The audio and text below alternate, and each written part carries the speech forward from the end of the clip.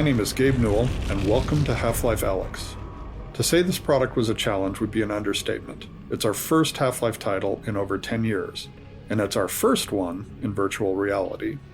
In addition to it being a great VR experience that still felt like a Half-Life game, we wanted Half-Life Alyx to serve players who've been waiting to find out what happens after Episode 2, and at the same time, provide an on-ramp to anyone who hasn't played a Half-Life game at all. Ultimately, whether we succeeded in any of that is up to you to decide. But hopefully, this commentary mode will give you some insight into the set of problems we faced and how we chose to tackle them. To listen to a commentary node, pick up the floating hologram of a radio headset in front of you and simply put it on your head. Once you're done listening to the commentary, you can take the radio headset off or simply put on the next one. Please let me know what you think. I can be reached at gaben@valvesoftware.com. While I'm unable to reply to all the emails I receive, I do read them all, and they're a critical part of the feedback we use to evaluate our work. Thanks, and have fun.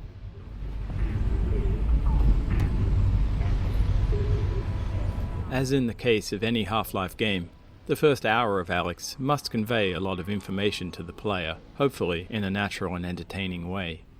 Players need to know who they are, where they are, what kind of world they're in, who the other important characters and factions are, and so on. At the same time, they need to learn how to actually play the game. How do they move? What can they interact with and how? What should they be trying to do, etc. Figuring out exactly what information we would try to convey in these first two levels, and how it would be conveyed, took us over 2 years of playtesting. It's tempting to try and include everything we think a player should know, but all information has a priority, and the more we include, the more chance there is that a player misses something important because they're distracted or confused by something less important. So over the next 2 levels, we'll use commentary nodes to point out some of the specific places where we grappled with conveying information to the player. In between these nodes, you'll likely be able to spot many other examples for players to find, if they're interested in paying closer attention and understanding more.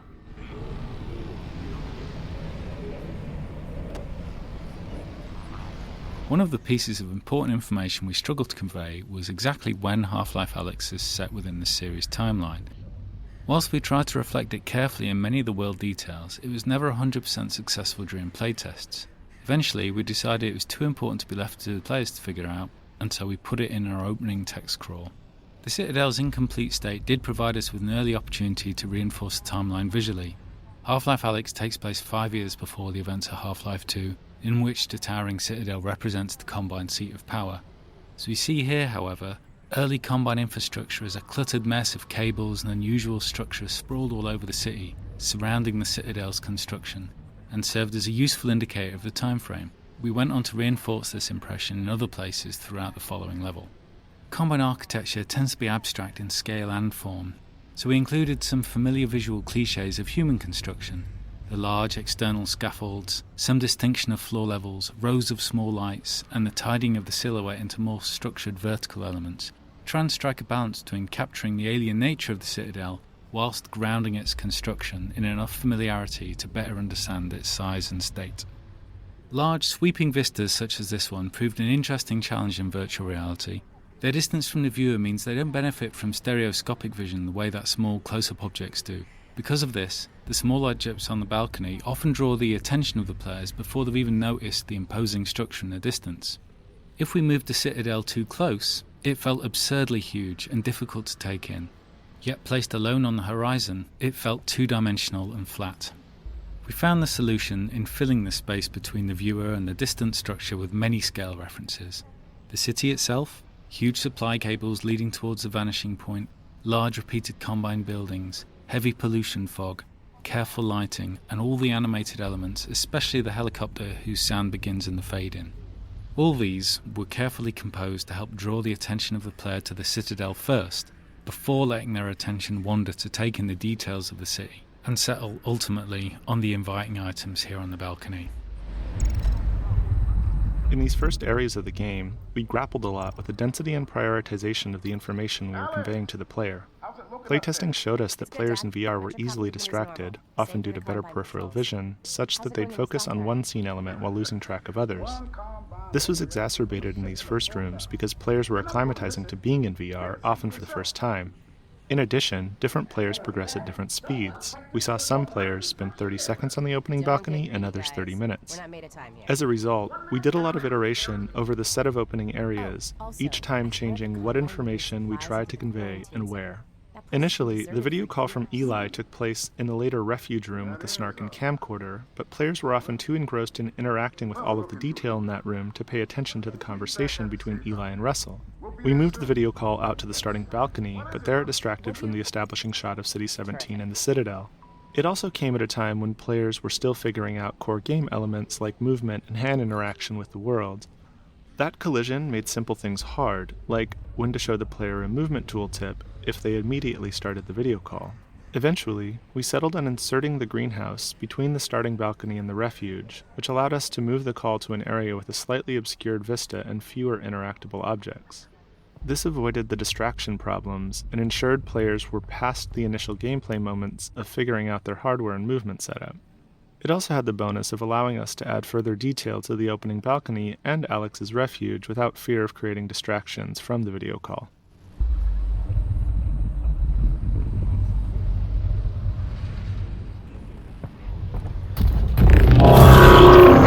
Conveying critical information about the state of the world, the first two levels of Half-Life Alyx also needed to demonstrate some of VR's strengths. Conveying a sense of scale is something VR does much better than flat screens, and our early playtests showed us that nothing quite sold that scale more than seeing a Strider up close.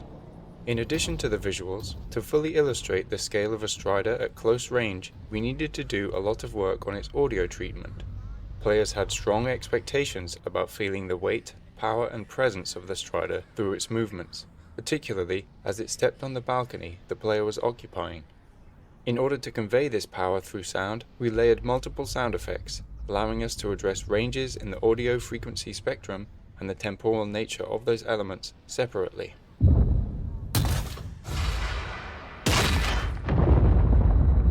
We then combined those elements in the Source 2 audio engine to control them as one sound.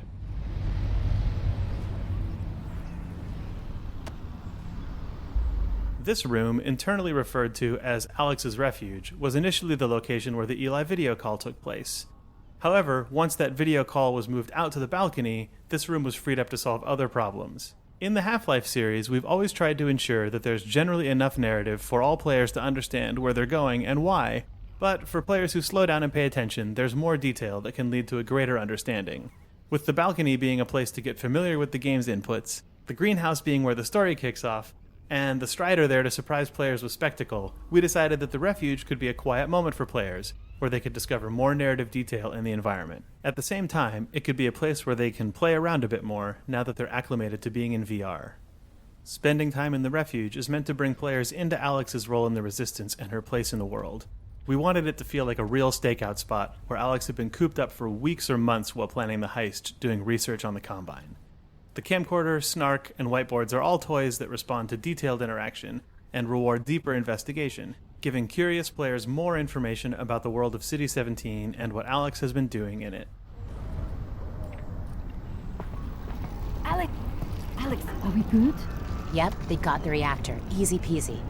I'm headed back to the Two critical pieces of information that we needed players to understand were simple to state, but not so easy to convey. That players were playing as Alex Vance, not the Gordon Freeman they've played in all prior Half-Life games, and that Alex is going to speak, unlike Gordon. These probably seem obvious to you now, but until we focused on them, it wasn't obvious to playtesters.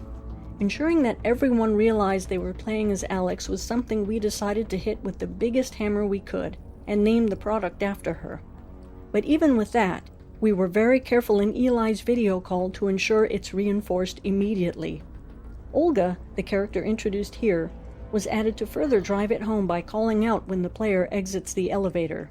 Olga is the first character the player meets in person, and her dialogue here, and again ahead in the alley, is aimed at driving home the fact that she's conversing with the player, and that the disembodied female voice the player hears is Alex speaking back. This was harder to convey in Eli's video call, because it already features Russell speaking off-screen, Whereas in this scene, there's clearly no one else around in the conversational space other than Olga and the player. Without Olga, we found that even though they had already spoken to Eli and Russell over the video call, playtesters still didn't feel like they were Alex.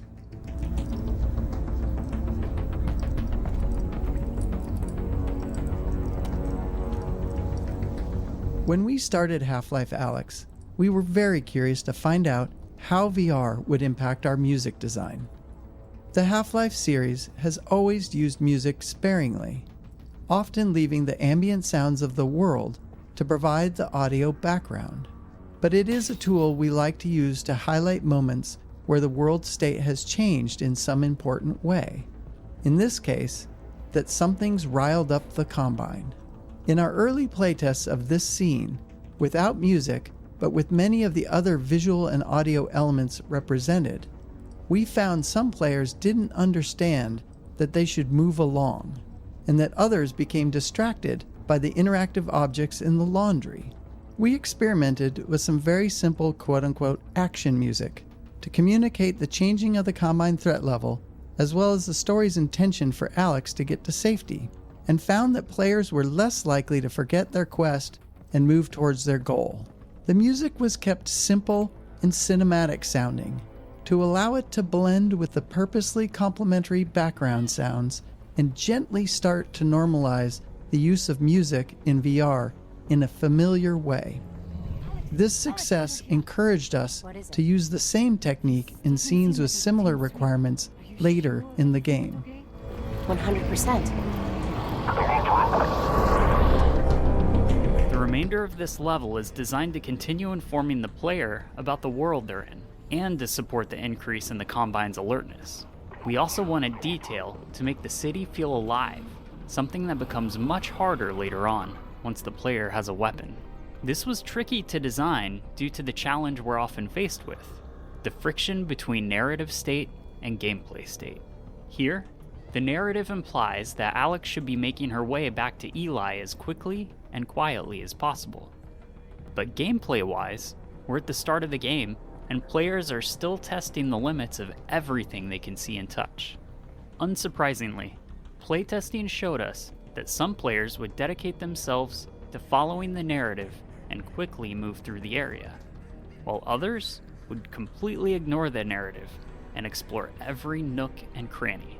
While it's tempting to simply remove all distractions in an attempt to unify all players towards following the narrative, it would send the wrong signal about the density of our world and how the game intends to reward players for exploring it. So we spent months refining this section, adding, changing, and removing elements. We tried to find the right level of narrative tension, where players felt like they should be moving along, but not so quickly that they can't stop to tinker with something.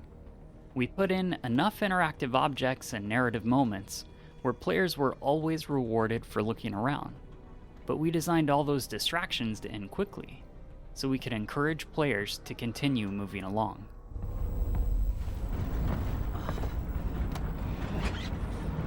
In order to limit the possibility of motion sickness that could be induced by moving the player in a vehicle, we initially wrote this scene to have Alex wake up after the van had already crashed. Players found this underwhelming, however, since the game seemed to be needlessly holding back an exciting moment that they could have experienced for themselves. Addressing this meant that we had to tackle the technical problem of moving the player comfortably in a vehicle.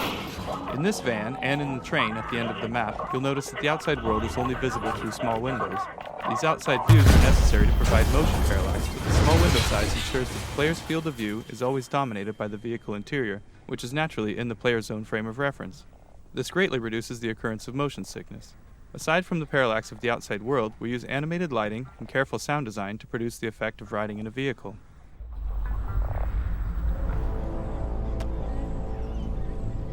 Where the last map was focused on conveying a lot of information about the world state to the player, this map is where we need to start the player's larger quest. That means the player must leave this map with an understanding of what's happened to Eli, and what they're going to do about it. The player also needs to meet Russell, so they have a face behind all the radio dialogue throughout the game. Finally, we need the player to collect the gravity gloves and the pistol and learn how to use them both. This is a daunting list. From experience, we know that if we cram all that into a single scene, players won't be able to remember more than a couple highlights. So this map's purpose is essentially narrative pacing.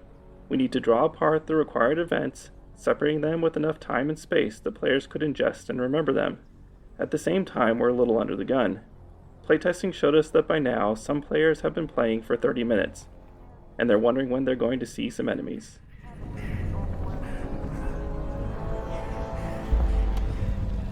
One of the first steps the writing team took on this map was to flesh out a scene between Russell and Alex that covered all the dialogue we needed. Due to the fact the player is meeting Russell for the first time, and that there are a significant number of in-fiction events that Alex and Russell need to talk about, the scene ended up containing a lot of dialogue. We knew there was no way we could build a scene that long without boring the player, and the most important elements would be lost in the noise. One of the first tools we used to address this was the introduction of Russell's drone. It allowed us to take chunks of the dialogue from that original scene and deliver them throughout the area preceding the scene. This meant the scene itself could skip over the in-fiction preliminaries and get right to the critical goal delivery. In addition to delivering narrative at a consumable pace, this map needed to continue communicating the state of the world outside of the quarantine zone.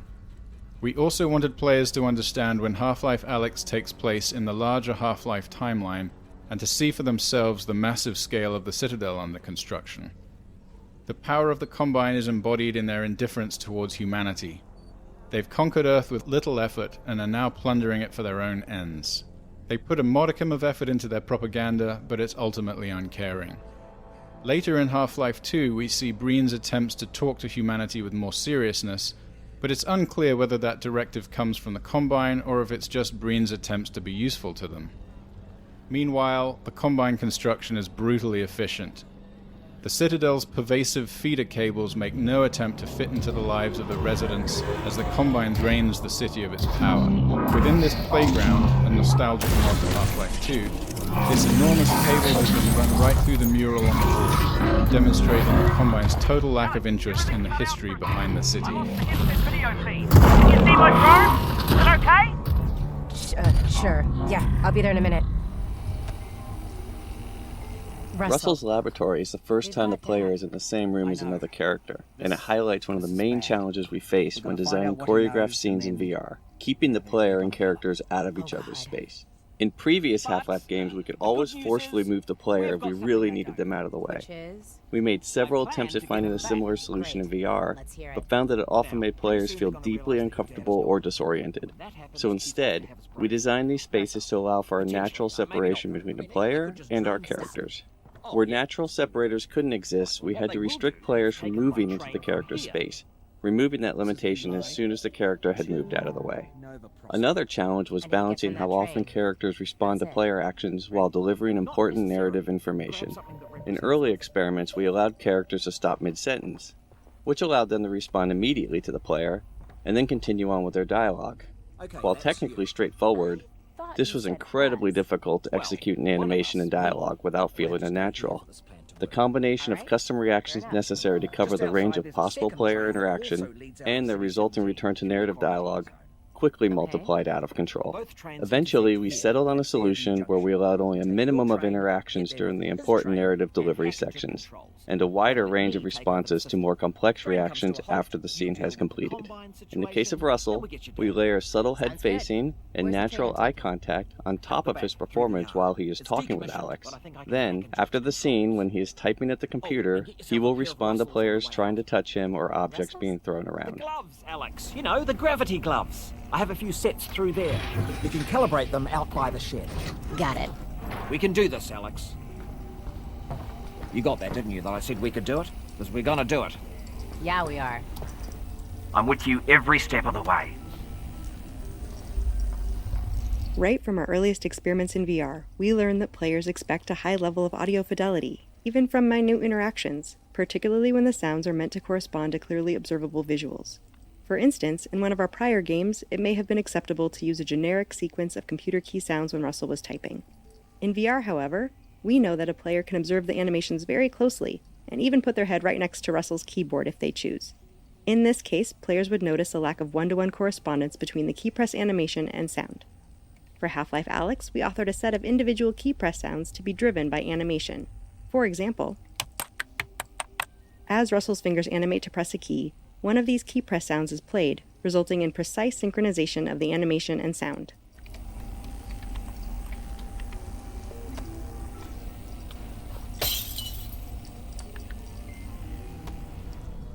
One frustration players may encounter in VR is having to physically bend down or reach out for objects in the virtual world, especially if they have limited real-world space. A common solution for this is to provide a way to bring objects to the player instead of forcing the player to go to them. We knew this would be an important feature in Half-Life Alyx, with its sprawling levels and players' desire to explore every corner of the world. We didn't want this mechanic to feel too gamey or magical, so we decided to integrate it into the fiction of the game by making it a feature of the gravity gloves, which are a natural precursor to the gravity gun of Half-Life 2. This allowed us to present the mechanic as a real physical action that's enabled by a piece of in-fiction technology. To emphasize the physicality that is unique to the medium of VR, we used a physical gesture to activate the pole instead of a button press, and then required the player to actually catch the object instead of automatically attaching it to the hand. This made the mechanic feel more natural and rooted in the fiction of the game's universe, while allowing the player to feel powerful and accomplished.